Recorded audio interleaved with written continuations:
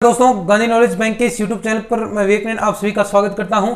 कल के वीडियो में मैंने आपको बताया था कि जो नेक्स्ट वीडियो होने वाला है, क्योंकि हमने जो नॉर्मल क्वेश्चंस थे लिमिट से संबंधित वो सारे क्वेश्चन कर लिए जो आपके एग्जाम में आने लायक थे, और मैंने आपको कहा था कि आप खुद एक्सरसाइज जरूर निकालिएगा। उम्मीद करता हूं कि आपने क्वेश्चन निकाले होंगे।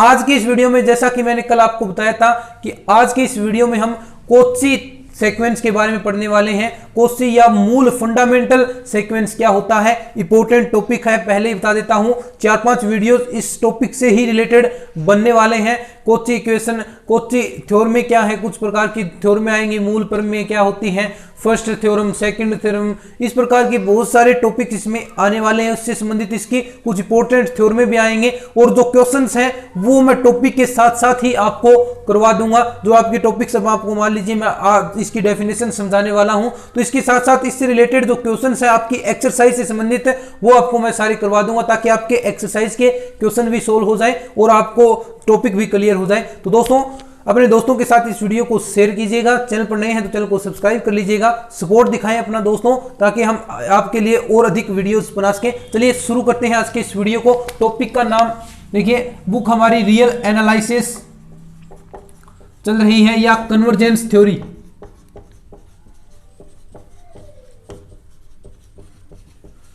ठीक है, लेक्चर नंबर 18 है ये। आज के इस वीडियो में जो टॉपिक है कोचीज और फंडामेंटल,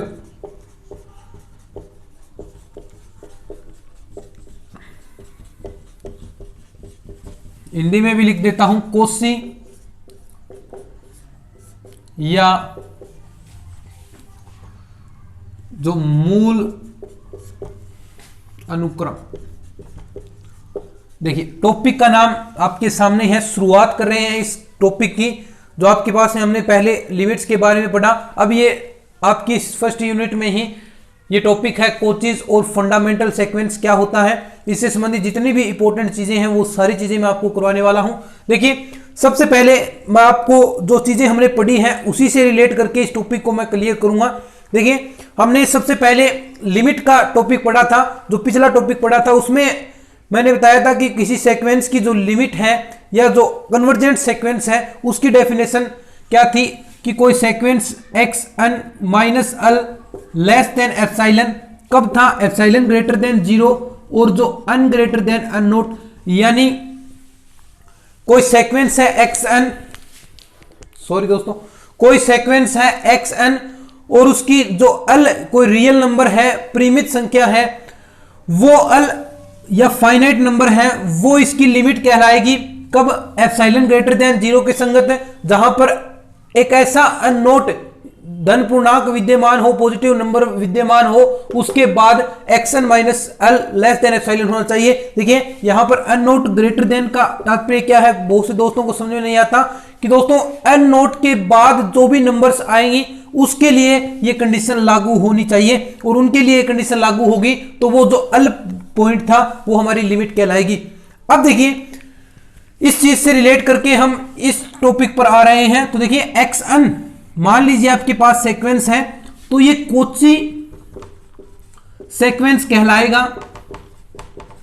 कोची सीक्वेंस कहलाएगा यदि एप्सिलॉन ग्रेटर देन 0 के संगत अननोट एक ऐसा पॉजिटिव नंबर विद्यमान हो जिसके लिए x n minus x m, सारी चीजें वही है, लेस देन एप्सिलॉन। अब यहां पर क्या है, देखिए, n greater than n naught होगा। ठीक है, दूसरी चीज एन ग्रेटर देन एम भी होगा। एन क्या है, अब देखिए, ये जो चीजें हैं वो मैं आपको एग्जांपल कराऊंगा तो उससे और अधिक क्लियर होंगी। अन ग्रेटर देन एम है और यहां पर एम की value greater than n naught होगी। यानी अन नोट तो एक फिक्स वैल्यू है कि इसके बाद ही ये कंडीशन लागू होगी, x n minus x m लागू होगी। तो यहां पर जो एन ग्रेटर देन एम है और अन की वैल्यू एम से बड़ी है और वो वैल्यू छोटी होनी चाहिए एप्सिलॉन से। ठीक, ऐसी ही डेफिनेशन है। ठीक है, और एक दूसरी डेफिनेशन क्या है, या एक्स एन प्लस पी, कोई आपको फिक्स वैल्यू दे दे, अनवा पद के बाद आपको कह दे 3 पद आगे, तो उसमें क्या होगा, माइनस एक्सन, उसमें भी ये कोशिक की कॉची सीक्वेंस होगा। यहां पर भी ऐसा ही है, n greater than n not, और p है वो नेचुरल नंबर से बिलोंग करता है। तो ये आपकी डेफिनेशन है किस चीज की, कॉची सीक्वेंस की। ऐसी चीज होगी तो वो कॉची सीक्वेंस होगा xn minus xm less than epsilon, n greater than n not. n not के बारे में मैंने आपको बता दिया, यहां पर n ग्रेटर देन m होगा, यानी n है वो m से बड़ा होगा। अब जब मैं क्वेश्चन कराऊंगा, ध्यान रखना क्वेश्चन देखिए, जब आपको साथ साथ एक्सरसाइज के क्वेश्चन भी इस टॉपिक को क्लियर करने के लिए मैं समझा दूंगा, ताकि आपको उस वक्त जब क्वेश्चन कराएं तो लगभग आपके क्वेश्चन कंप्लीट हो जाए। m greater than n not होनी चाहिए। तो ये डेफिनेशन आपको याद रखनी है, xn minus xm less than epsilon. अब देखिए क्वेश्चन मैं करवाता हूं एक बार, आप चाहें तो इसका स्क्रीनशॉट ले सकते हैं ताकि आपको चीजें याद रहें, आप लिख सकते हैं। ठीक है, इतना टाइम काफी है। अब देखिए क्वेश्चन, इस चीज का एग्जाम्पल या क्वेश्चन करना जरूरी है ताकि ये टॉपिक आपको लंबे समय तक याद रहे। अब देखिए एग्जाम्पल आपके पास कुछ ऐसा है कि 1/2 की पावर n आपको प्रूफ करना है कि जो ये सीक्वेंस आपको xn के इक्वल दे रखा है, कि ये सीक्वेंस xn सीक्वेंस दर्शाना है कि कॉची सीक्वेंस होगा। आपको ये चीज दर्शानी है, आपके सामने क्वेश्चन रख दिया है कि ये जो सीक्वेंस आपको दे रखा है, आप प्रूफ कीजिए कि ये कॉची सीक्वेंस है। हमने क्या पढ़ा है, केवल मात्र उन्हीं चीजों का हम प्रयोग करेंगे। देखिए हमने कॉची सीक्वेंस, आपको नाम देखते ही याद आना चाहिए, जब जहां भी कॉची सीक्वेंस दे कि कॉची सीक्वेंस प्रूफ कीजिए, तो आपके मन में एक ही चीज आनी चाहिए कि xn minus xm less than epsilon. हमें यह प्रूफ करना है। क्वेश्चन क्यों नहीं आते, क्योंकि हम चीजें नहीं समझ पाते कि क्या हो रहा है। बस आपको इतना ध्यान रखना है कि अगर आपको कहे कॉची सीक्वेंस के बारे में कोई भी चर्चा आए तो आपको ये डेफिनेशन याद होनी चाहिए, तब आप आगे चीजें सोच पाएंगे कि किस प्रकार आपको करना है। ठीक है, अब देखिए xn minus xm less than epsilon, आपके पास ये डेफिनेशन है। आपको क्या करना है, सबसे पहले एप्सिलॉन ग्रेटर देन 0 की संगत आपको चीजें लेनी है। 1/2 की पावर n वैल्यूज रखिए, आपको ये वाला पार्ट ले लीजिए और इस वाले पार्ट को आप एप्सिलॉन के लेस देन एप्सिलॉन प्रूफ कर दीजिए, तो आपकी ये कॉची सीक्वेंस भी प्रूफ हो जाएगा कि ये कॉची सीक्वेंस है। 1/2 की पावर n 1/2 की पावर m, आप ये चीजें लेकर चले हैं। ठीक है, अब ध्यान से सुनिए, मैंने आपको बताया था कि यहां पर क्या है, n greater than n not है और n से भी बड़ा, यानी n से बड़ा है, n से बड़ा है, n बड़ा है m से। जो हमने डेफिनेशन पढ़ी थी उसमें भी मैंने आपको बताया था। अब देखिए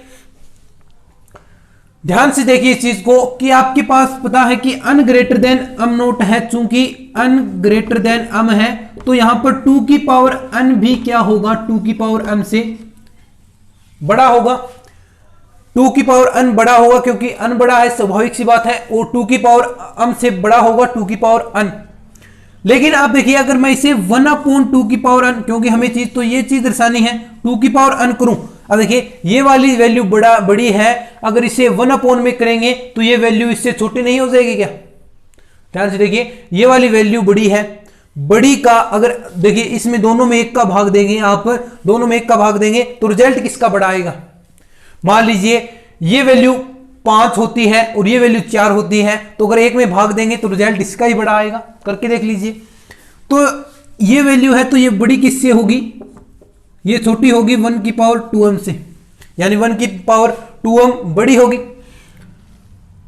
और ये पार्ट देखिए, अगर ये पार्ट आपको पता है 1/2 की पावर m क्या होगा, देखिए बड़ी वैल्यू है तो ये पार्ट आपका लेस देन एप्सिलॉन होगा, एप्सिलॉन से छोटा होगा, क्योंकि देख लीजिए स्वाभाविक सी बात है यहां पर इसका अंतर है और ये बड़ी है वैल्यू, ये वैल्यू बड़ी है, इसका 1/, करेंगे 1 में भाग देंगे तो वैल्यू छोटी हो जाएगी, और वो वैल्यू छोटी होगी तो वो एप्सिलॉन से भी छोटी होगी, क्योंकि एप्सिलॉन 0 से थोड़ा सा बड़ा होता है और ये वैल्यू 0 से ही थोड़ी सी बड़ी है, तो ये वैल्यू क्या होगी, लेस देन एप्सिलॉन होगी। तो ये चीज है। अब देखिए, तो हमें तो दर्शानी है m की वैल्यू के लिए चीजें करनी है। अगर आप 2 की पावर ये तो वैल्यू क्या होगी, एप्सिलॉन से बड़ी होगी, लेकिन अगर आप 2 की पावर m करते हैं तो ये वैल्यू क्या हो जाएगी, बड़ी हो जाएगी 1/, देखिए ऊपर ले जाइए, 2 की पावर m को ऊपर ले जाएंगे तो ये 1/ε होगा, तो ये वाली वैल्यू क्या होगी, इस बार 2 की पावर m वाली वैल्यू बड़ी हो जाएगी। तो यहां पर देखिए, या तो आप m की वैल्यू, आपको m की वैल्यू निकालनी होती है, m की वैल्यू निकालकर बस आपको डायरेक्ट लिख देना है कि इस m की वैल्यू के लिए ये आपका जो सीक्वेंस है कौची सीक्वेंस है। तो m की वैल्यू के लिए आप यहां पर log लेंगे, log वाली प्रॉपर्टी लगाएंगे तो m log 2 और log 1/ε, क्योंकि ये वैल्यू क्या है आपकी बड़ी है। और यहां से देखिए अगर आपने ये लगाई तो m की वैल्यू क्या आ जाएगी आपके पास, greater than log 1/ε upon log 2। तो m की इस वैल्यू के लिए जो आपके पास सीक्वेंस दे रखा है, m की एप्सिलॉन ग्रेटर देन 0 के संगत और m की इस वैल्यू के लिए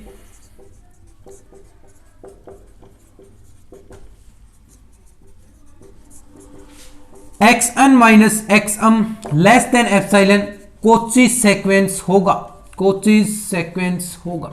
बस यही चीज आपको प्रूव करनी है, आपको m की वैल्यू निकालनी है। m की वैल्यू क्या होनी चाहिए, ये आपके पास वैल्यू आ गई, और जो एप्सिलॉन से m की वैल्यू एप्सिलॉन से बड़ी है, लेकिन 1/m की वैल्यू क्या होगी, लेस देन एप्सिलॉन होगी, और ये वैल्यू लेस देन एप्सिलॉन है, तो आपकी ये थ्योरम, ये आपका ये क्वेश्चन कंप्लीट हो जाता है। ऐसे क्वेश्चन आएंगे। एक छोटा सा क्वेश्चन और आपको मैं इंपॉर्टेंट क्वेश्चन करवा देता हूं फटाफट। अब देखिए आपके एक्सरसाइज के भी क्वेश्चन साथ साथ हो रहे हैं, तो आपको कहीं भी चिंता करने की जरूरत नहीं है। अब क्वेश्चन देखिए, अगर आपको n/n+1 सीक्वेंस दे दे और कहे xn आपको दर्शाना है, कौची सीक्वेंस होगा। बस अब कुछ नहीं करना, वही चीजें xn minus xm less than epsilon, आपको ये प्रूफ करना है। n ग्रेटर देन n0 है और n ग्रेटर देन m है। पहला पार्ट लीजिए, n/n+1 माइनस m/m+1, इस चीज को हमें प्रूफ करना है।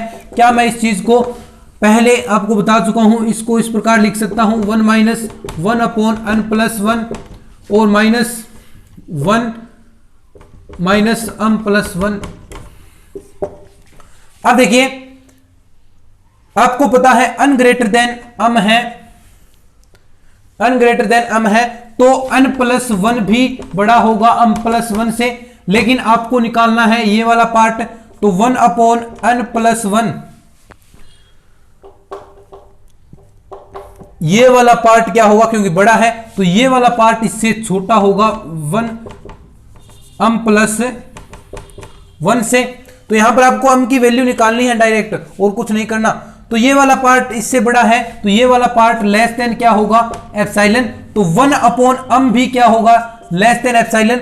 तो m की वैल्यू आपके पास क्या हो जाएगी, m ग्रेटर देन 1/ε, इसके संगत, इस वैल्यू के संगत ये वाला आपका सीक्वेंस क्या होगा, कौची सीक्वेंस होगा। बस ऐसे ही चीजें करनी है, और ऐसे ही क्वेश्चंस, बहुत सारे क्वेश्चंस बनते हैं, आप खुद भी कीजिएगा। ऐसे ऐसे क्वेश्चंस आपके एक्सरसाइज में दिए हुए हैं जो बार बार आ रहे हैं, जो बार बार पूछे जा रहे हैं, तो ऐसे क्वेश्चंस को आप विशेष रूप से ध्यान में रखिएगा। तो ये डेफिनेशन थी, कुछ नहीं था डेफिनेशन में, xn minus xm less than epsilon या xn+p minus xn less than epsilon, तो ये आपका कौची सीक्वेंस होगा या फंडामेंटल सीक्वेंस होगा। यही इस सीक्वेंस की डेफिनेशन है, और ये आपको मैंने बता दी है, और एग्जांपल से भी, आपके एक्सरसाइज के एग्जांपल्स भी मैंने आपको करवा दिए हैं। इसके बाद कुछ इसकी थ्योरम आएंगी, फिर कुछ और इंपॉर्टेंट थ्योरम आएंगी, और उसके बाद फिर एक्सरसाइज के क्वेश्चन, और आपकी एक्सरसाइज कंप्लीट हो जाएगी, और फिर हम आगे नेक्स्ट बढ़ते जाएंगे। इस प्रकार धीरे धीरे आपका सिलेबस लगभग 1 या 1.5 महीने के अंदर अंदर पूरा कंप्लीट हो जाएगा,